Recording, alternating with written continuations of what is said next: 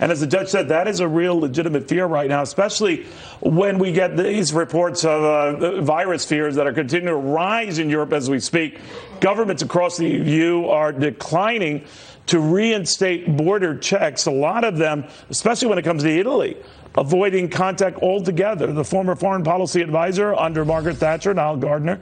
Nile, I guess in Europe it started with Italy and then it extended now to these increased cases we're hearing out of Germany and France. I don't know what the latest is out of England, but people are getting anxious there. How anxious?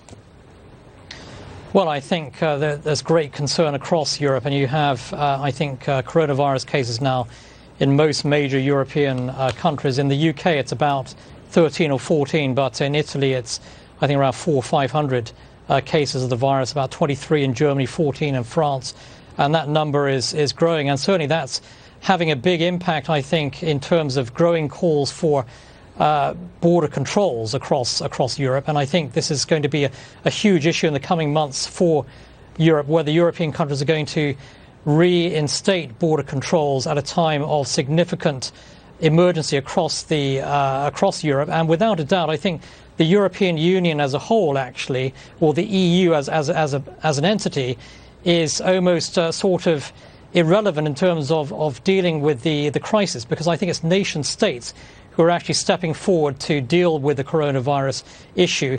The EU itself, I think, really is incapable of doing anything. And I think that it's really up to nation states to deal with what is a growing crisis across Europe. And I think you are going to see border controls being reinstated in many European countries as a result.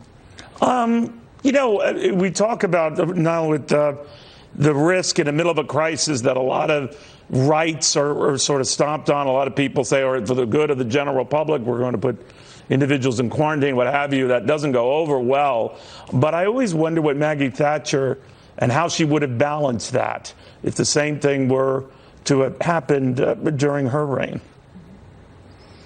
Well, I think, firstly, if Lady Thatcher was still alive today, she would have greatly celebrated Brexit and the fact that the UK now is out of the European Union. And I think that the UK is actually better prepared to deal with this virus compared to members of the European Union. And the UK certainly has and will regain shortly full control of its borders at the end of this year.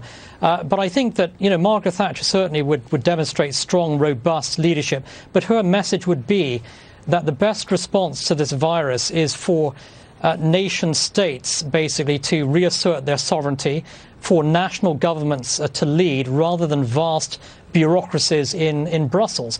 And she would have urged, I think, all European governments to take the lead rather than relying upon the European Union actually to do anything with regard to the virus situation. So I think that, you know, the coronavirus issue has put into stark spotlight the issue of nation states versus supranational institutions. And many European governments now are facing tremendous pressure, I think, domestically to bring back border controls to ensure that nation states are able to effectively deal with what is potentially a major crisis for Europe. So certainly I think the key message that Margaret Thatcher would have put forward is that national governments have to lead and that we can't rely upon, you know, bureaucratic supranational entities such as the European Union.